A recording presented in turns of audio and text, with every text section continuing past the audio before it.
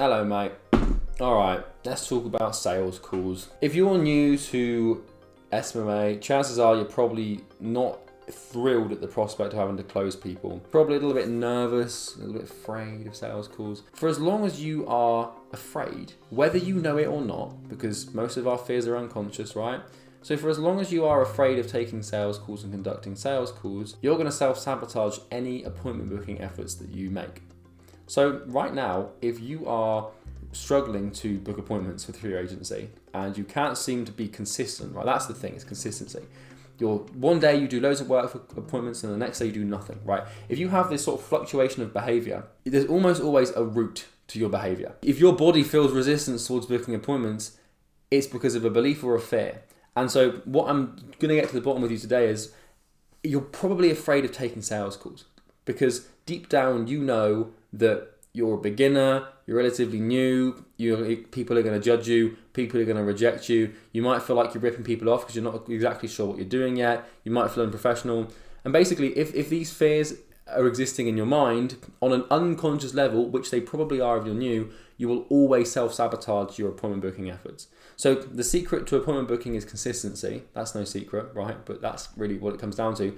But anything that interferes with your ability to be consistent, i.e. unconscious fears of effects that happen as a result of the causes we put into motion, we got to address those, and that's what I'm going to do in this video. So I myself have conducted near enough 3,000 sales calls. I eat them for breakfast. I don't find them scary. I don't find them intimidating. I actually love them. I've got Stockholm syndrome for them. So without further ado, let's get into the video. I'm going to walk you through exactly how to completely eradicate all fear, all potential fear of sales calls. And you might be like, oh, I'm not afraid of sales calls, but why are you so fucking inconsistent with your outreach then? If you're behaving to get a result, but fundamentally you're afraid of getting that result, even if that result seems good for you, like you're not going to do it properly. That makes sense? So let's get into it. So the first way to make sales calls less intimidating, I've got a few ways for you. The first way is to reframe your perspective of them. People get afraid of the idea of closing. But here's the thing, with sales calls, you don't really want to be going into the call with the intention to close someone. You want to be going in with the intention of diagnosing them. So in the first half an hour of the call, whilst you're asking questions and pitching, you want to put all of your attachment onto diagnosis of the problem.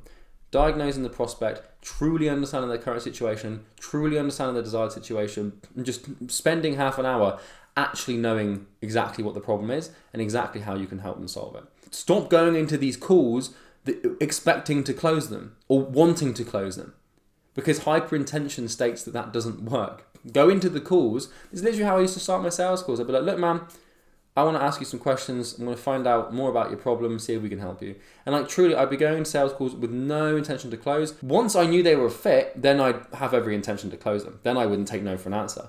But in the beginning, before the call, when those nerves are through, just release all attachment to the close. Makes you feel so much more relaxed and calm because you no longer have any expectations, and you also aren't afraid of trying to manipulate the person because you actually have the best interests at heart. All right, so that's the first thing. The next thing is to see these calls as help calls or consulting calls as opposed to sales calls. So for some reason, everyone thinks the word sales call and they sort of freak out and panic. But the reality is that you're just there to help them, because if they buy your thing, they should be better off, right?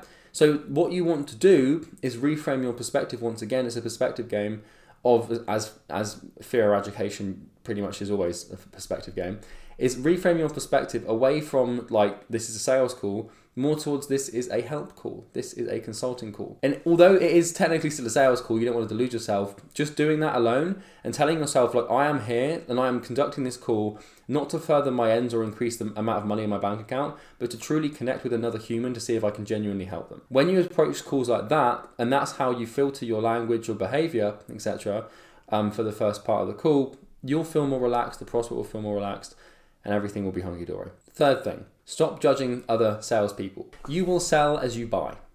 As simple as that. So when you're doing your sales calls, you're going to have to ask them uncomfortable questions, right? You're going to have to ask them how much money they're making. You're going to have to ask them how much, where they're at in life right now, why they're uncomfortable, and what their pains and problems and desires are, right? That's what you're going to have to do. kind of get to the bottom of things. You have to ask uncomfortable questions. A lot of people are afraid of sales calls because they don't want to ask people what they deem uncomfortable or inappropriate questions. The reason that people are afraid to ask those questions is because they would be afraid to answer them should a salesperson ask them. Okay, so there we can hold a mirror up directly between your perspective of how you should sell and your perspective of how other people sell. So if someone tries to sell you something and they ask you about your motivations and pains and desires, and you think, oh, this person's trying to manipulate me, like I'm not buying from this person, and if you start judging them for behaving like that, then you snook yourself. And of course, you're not going to be able to behave in a way that is conducive to you closing someone because you don't want to be judged. You shouldn't project how you feel and how you perceive things onto prospects. That's a really big important lesson. You know, it's the same thing with like being silent, right? So on sales calls, you want to be quiet. You ask a question, you shut up, you don't put anything on, you let them answer, you stay silent, right? If you judge people who use silence, or if you judge people who don't say much, then when you come to do your sales calls, you will have to behave out of alignment with that, because otherwise you're going to be afraid of being judged. We buy as we sell. This is the same thing if you're trying to close someone. How can you expect people to make quick decisions if you don't make them in your own life? How can you expect someone to believe you if you don't believe yourself? So that's the other thing that I want to focus on next. It's a big one. Are you actually good at what you do? If you're trying to sell someone something that you fundamentally believe is shit, then of course you're always going to be afraid of sales calls. This is like the root cause of the problem, like root and stem, where the disease begins. If you're going to sales calls and you're selling someone something that you know is not going to help them, then of course you're going to be afraid. Because you know that you're going to get caught. Even if you close them now, in 2 months' time, it's going to transpire that you didn't stick to your word and you were shit. A lot of people in this space, especially people who have agency owners and stuff, like they're pretty soulless. I'm sure you've seen some of the videos and ads and stuff of like people being screwed over by core sellers and like agency owner consultants and stuff. People sell shit all the time and they don't seem to care, and it's quite annoying and heartbreaking. But for you, you're a good person, right? And you have a good sense of morality and you have a good moral compass. So the easiest way to enjoy sales calls more is just be better at what you do.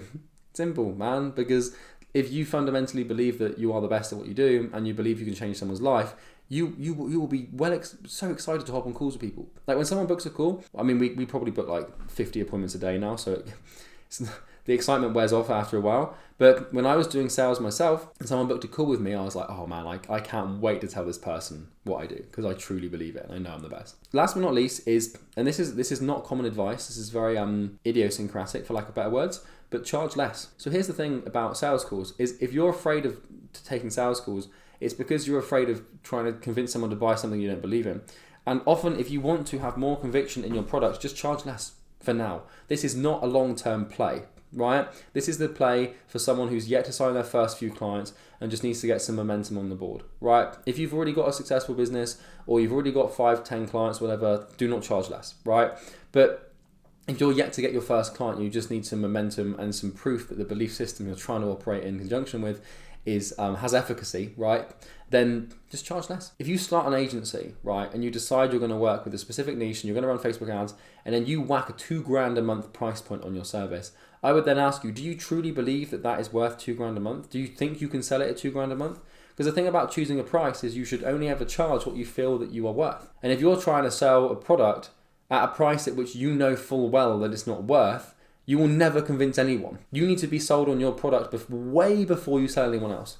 So if you're not sold on your product, and if you don't see the price point as like massively underseeding the value of the thing, then you're screwed. For example, our program, I'm not going to walk you through the price now, but our program is a fucking steal.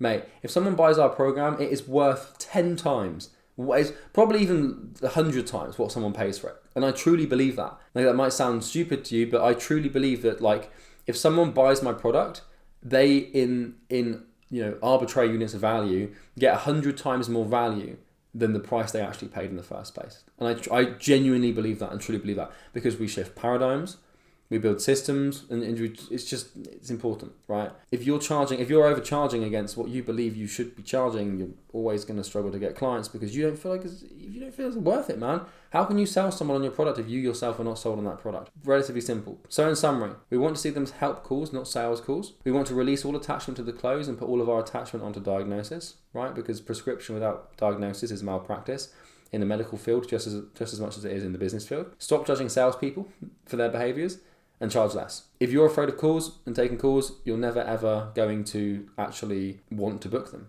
So if you keep self-sabotaging your consistency to book appointments, it's probably because you're afraid of sales calls, right? And so if you do these things, you should be able to be more consistent with your appointment booking and also less terrified on calls. Talking of sales calls, if you need more of them, there's a link in the description you can click to buy my thing. Oh my God, I'm selling you something.